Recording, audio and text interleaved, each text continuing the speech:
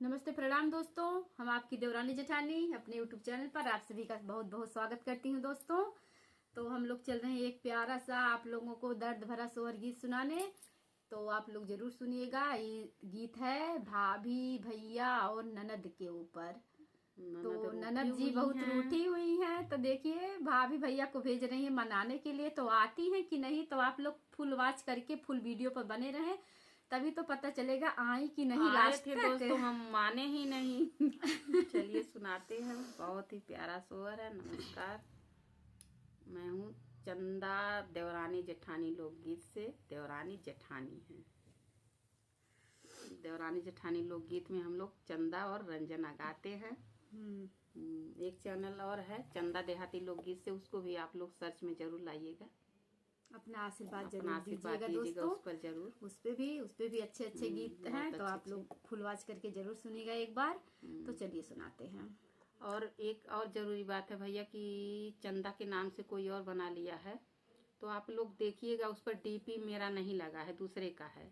वो भी सेम चंदा देहाती लोकगीत एक चैनल मेरा और है, बस वो भी बना लिया है चंदा देहाती लोकगीत से। और मात्र क्या अंतर है, मेरे में चंदा देहाती लोकगीत 128 है, उसमें चंदा देहाती लोकगीत 12 और 47 है। बस आप लोग सावधान रहिए, उसको मत देखिए। और मेरा डीपी देख लीजिएगा, दोनों पर लगा है, वो दूसरे का लगा है दोस्तों। सुना हूँ मोरे पियवा बचन, हमारी मानो बचन, हमारी मानो। सुना हूँ मोरे पियवा बचन, हमारी मानो बचन, हमारी मानो। पिया लागल बनवाया महीनावा, नदिया नीलावा हो। पिया लागल बनवाया महीनावा, नदिया नीलावा हो। काऊ कहिए मोरी रनिया, नदी नहीं आई है, नदी नहीं आई है हो। धना बहिनी जे बाटी हमसे रूठे, बोलाए नहीं आई है, बोलाए नहीं आई है हो। धना बहिनी जे बाटी हमसे रूठी, बोलाए नहीं आई है हो। जाओ ना ए पिया, जाओ ना अपने बहिनी घरे, अपने बहिनी घरे हो। पियवा नदी जे सुनी है खबरिया, दौड़ी चली आई हो। पिया नदी जो सुनी है खबरिया, ते दौड़ी चली आई हो। तनी बचनी सुन पियवा, ते झपटी दुआरे आए, घोड़ावा चढ़ल आए हो। ए बहिनी कैली है डोलिया कहाँ रे, बहिनिया ने निकल आई हो। ए बहिनी कैली है डोलिया कहाँ रे, बहिनिया ने निकल आई हो। जाई पहुँची बहिनी के दुआरवा, त बहिनी से अरज कर, बहिनी से अरज कर हो। बहिनी चला ना अपने नाई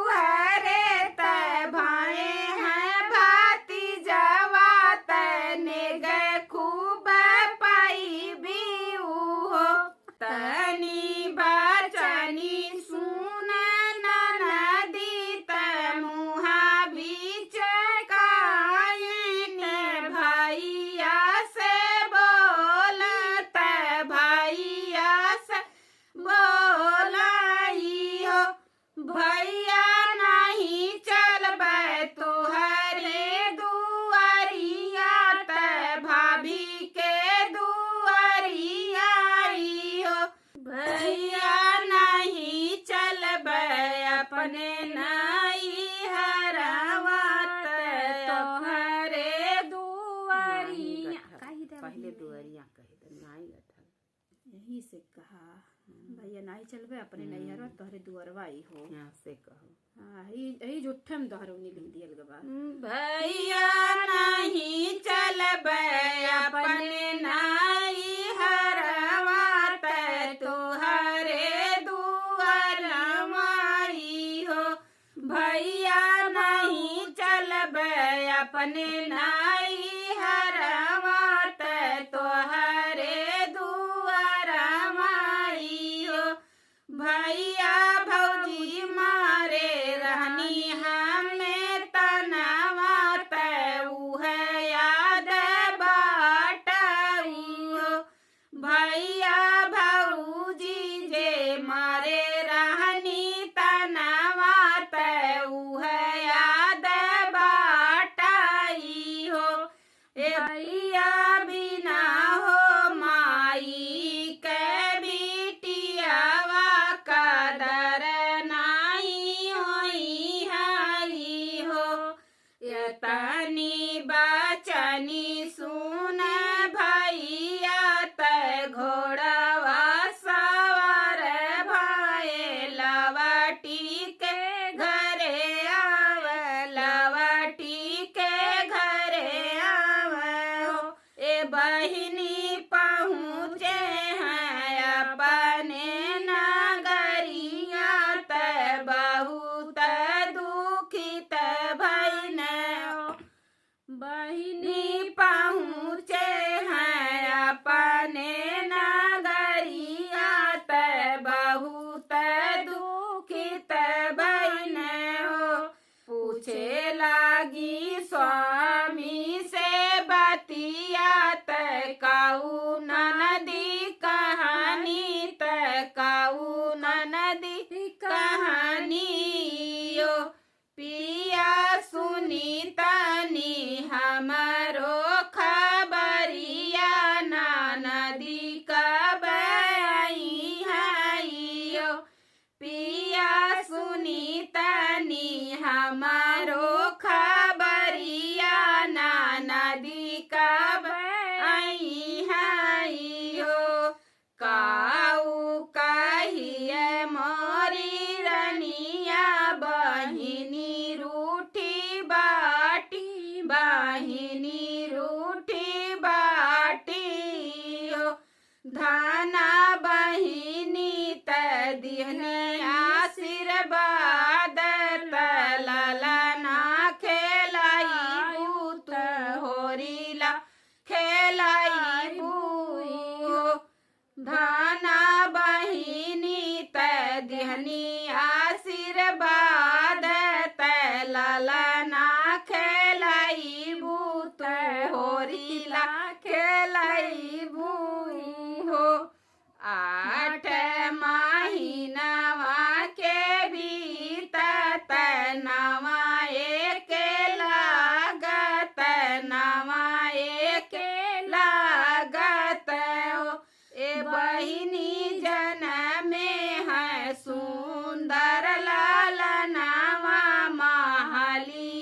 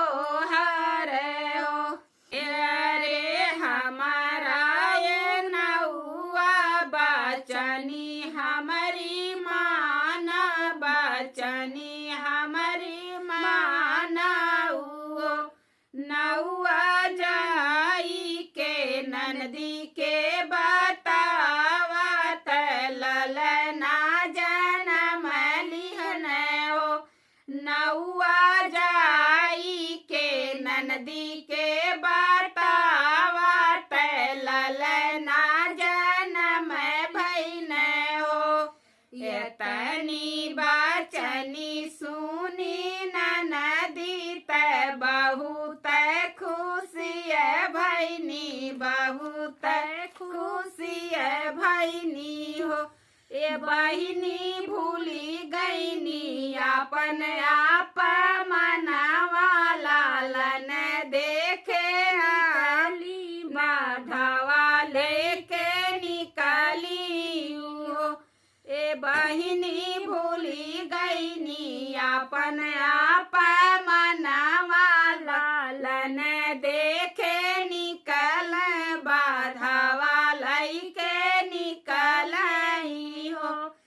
लैली लालन के झबलावा त गोड़े गौड़ा हरवाई हो। ए बहिनी पहुँची भैया के दुआरवा त भाभी के घरवाई हो। ए बहिनी पहुँची है भैया के दुआरवा त भाभी के घरवाई हो।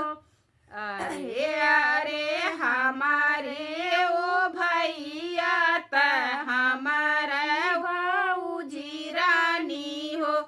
अरे अरे हमारा ऊ भैया त हमारी भौजी रानी हो। ए भौजी कहाँ बाटे हमारो भतीजवा त कजरा लगाई बहो। ए भौजी कहाँ बाटे हमारो भतीजवा त कजरा लगाई बहो। ए भौजी कहाँ बाटे हमारो भतीजवा त कजरा लगाई बने गे कुछ मांगबो। ए भौजी भैया से प्यारा मोर भतीजवा तने गे कुछ ले तने गे कुछ ले बाधावा कुछ ले बाई हो। ए भौजी भैया से प्यारा मोर भतीजवा तने गे कुछ ले बाधावा कुछ ले बाई हो। सुनाऊं